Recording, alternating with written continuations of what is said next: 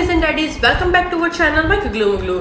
आज इस वीडियो में हम डिस्कस करेंगे बेबीज के टीथिंग प्रोसेस के सिम्टम्स को, या कैसे समझें कि बेबीज के दांत आ रहे हैं। फ्रेंड्स, इस वीडियो में हम आपको 5 ऐसे सिम्टम्स के बारे में बताएंगे जिससे आप इजीली कंफर्म कर सकते हैं कि बेबीज के दांत निकलने वाले हैं। तो चलिए वीडियो स्टार्ट करते हैं। फ्रेंड्स, होता क्या है, जब हम न्यू पेरेंट्स बनते हैं तो हम अपना पूरा टाइम अपने बेबीज के साथ स्पेंड करते हैं। बेबी बहुत छोटा होता है, उसे चाहिए होता है कि हर टाइम कोई उसके साथ हो।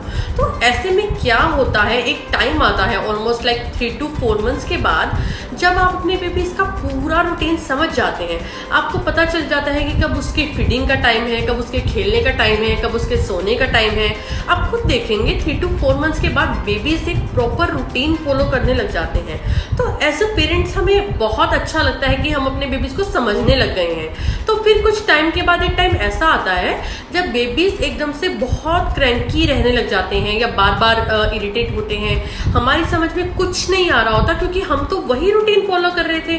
तो एकदम से ऐसा क्या हुआ कि बेबी बहुत इरिटेट रह रहा है या बार बार क्रैंकी हो रहा है। तो यहीं से स्टार्ट होती है बेबीज की टीथिंग प्रोसेस। आइए समझते हैं इसके सिम्टम्स को।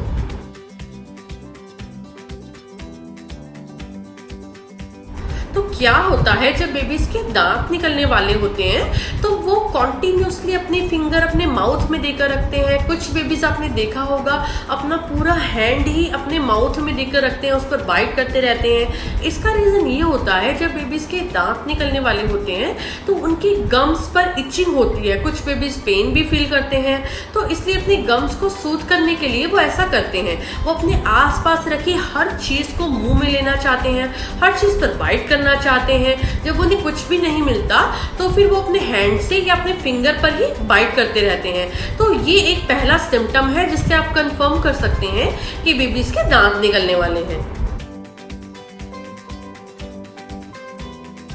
अब बात करते हैं नेक्स्ट सिम्टम की।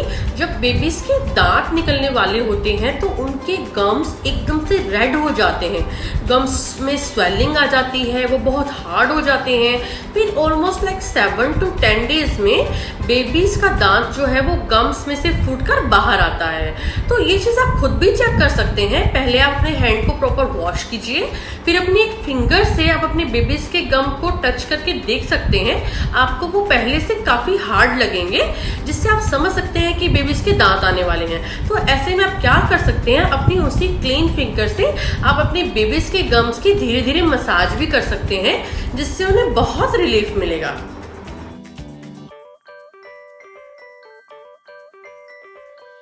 थर्ड पॉइंट है लॉस ऑफ एपेटाइट। जब बेबीज के दांत निकलने वाले होते हैं तो उनकी भूख अपने आप कम हो जाती है। आपने नोटिस किया होगा कई बार बेबीज एकदम से खाना पीना छोड़ देते हैं, उन्हें कुछ खाने का मन नहीं करता।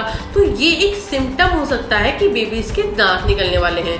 तो ऐसा इसलिए होता है क्योंकि जब बेबीज के दांत आ रहे होते हैं तो वो अपने गम्स पर एक कॉन्टिन्यूस प्रेशर फील करते हैं, जिससे उनके माउथ में पेन होता रहता है, एक कॉन्टिन्यूस इरिटेशन होती रहती है, फिर उनका कुछ भी खाने को मन नहीं करता। तो ऐसे टाइम में कुछ बेबीज केवल मदर फीड लेते हैं, सॉलिड फूड वो टोटली रिजेक्ट करते हैं। तो ये बेबी टू बेबी डिपेंड करता है।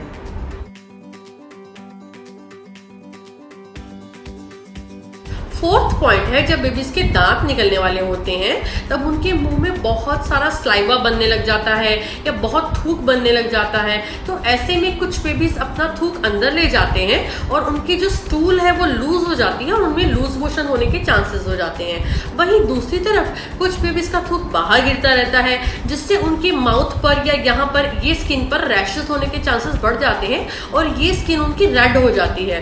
तो ऐसे में पेरेंट्स ध्यान दें कि बेबीज को डिहाइड्रेशन ना हो, उन्हें बार बार जो है फ्लूइड्स ऑफर करने चाहिए। और अगर आपको लग रहा है कि आपकी बेबीज की स्किन जो है वो रेड हो रही है या रैशेस हो रहे हैं, तो हमें अपनी बेबीज की स्किन को प्रॉपर क्लीन करना चाहिए और प्रॉपर रेगुलर उसे मॉइस्चराइज भी करना चाहिए।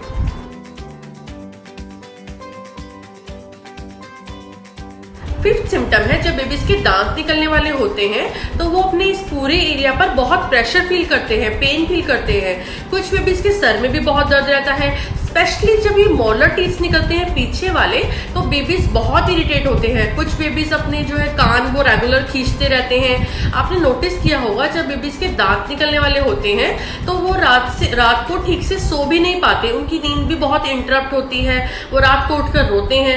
जहाँ तक मुझे याद है जब एलिना के दांत निकलने वाले थे वो रात में ठीक से सो नहीं पाती थी, वो रात में बहुत बार उठती थी। तो ये सभी जो मैंने आपको 5 सिम्टम्स बताए हैं ये मेन सिम्टम्स है जिनसे आप कंफर्म कर सकते हैं कि बेबीज के दांत निकलने वाले हैं या उनकी टीथिंग प्रोसेस स्टार्ट हो गई है।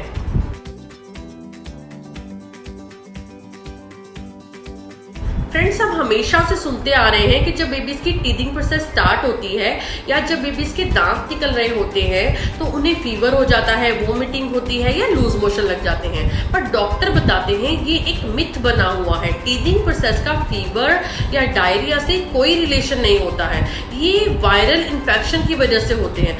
एक्चुअल में होता क्या है, जब बेबी के दांत निकल रहे होते हैं तो वो अपने आसपास रखी हर चीज को मुंह में लेता है, जिससे उनमें इन्फेक्शन होने के चांसेस बढ़ जाते हैं। तो कुछ बेबीज में लूज मोशन हो जाते हैं। एक्चुअल में टीथिंग प्रोसेस के टाइम पे बेबीज की बॉडी थोड़ी गर्म भी रहती है पर उन्हें फीवर नहीं होता। फीवर बेबीज में जनरली 100 फ़ारेनहाइट के ऊपर ही माना जाता है। तो इन सभी प्रॉब्लम्स का बेबी टीथिंग प्रोसेस से कोई रिलेशन नहीं होता। ये सभी प्रॉब्लम्स बेबीज में वायरल इन्फेक्शन की वजह से होती हैं और इन सभी प्रॉब्लम्स को हम अवॉइड कर सकते हैं अगर हम अपने बेबी के आसपास प्रॉपर हाइजीन मेंटेन करें। तो ध्यान दें, जब बेबीज के दांत निकल रहे हैं तो जो भी चीज या जो भी टॉय बेबी अपने मुंह में ले रहा है वो प्रॉपर क्लीन हो।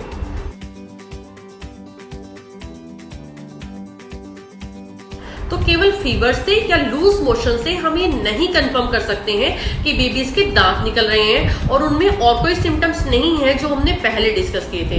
तो ऐसे में हमें डॉक्टर से कंसल्ट कर लेना चाहिए, हो सकता है कि बेबीज को कोई इन्फेक्शन हुआ हो। तो होप फ्रेंड्स आज का ये हमारा वीडियो सभी पेरेंट्स को इंफॉर्मेटिव लगा हो। वीडियो को लाइक कीजिए, शेयर कीजिए और हमारे चैनल को सब्सक्राइब कीजिए।